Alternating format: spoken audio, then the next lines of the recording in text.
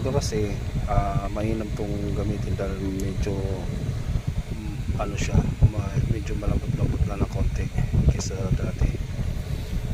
Kaya ito yung nilagay ko rito.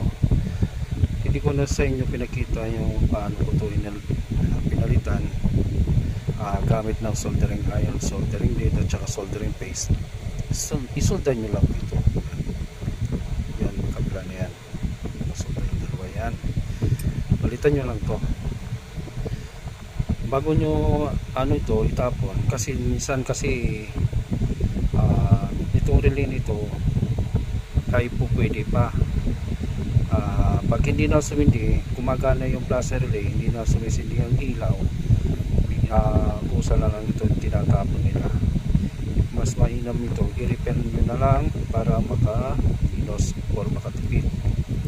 Dahil kung ito lang ang importante dito sa contact point nya, kabilaan kung hindi siya nasunog. Kung okay pa siya, pwede nyo nang i-repair.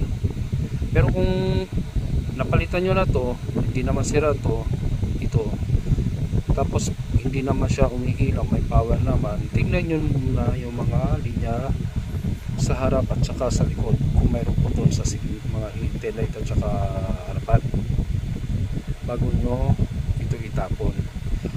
Tapos kung gagawa kayo ng improvise na pag-test dito, relay, mas maganda mainam na gumawa kayo ng pag-test relay. Yan guys, yan po, nilagay ko na yung plaza relay. Ngayon titest natin. Kapag umusok to, ibig sabihin to grounded. May grounded ito sa mga linya. Ngayon ititest natin sa pag-signal light. Yun,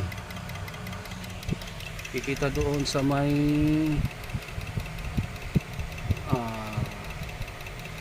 mirror. Yun, may ilaw na siya. Pero pagdating dito sa may dashboard, wala. Baka po dito.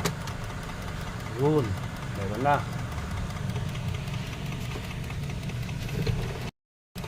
Bumalik tayo sa taas. Meron na siyang ilaw sa dashboard. Ito isa. Magpapalit tayo ng bombilya dito para meron siyang indicator. Yan. Bubuksan ko muna itong dashboard para magpalit ako ng ilaw. Finish. Guys, salamat sa panonood.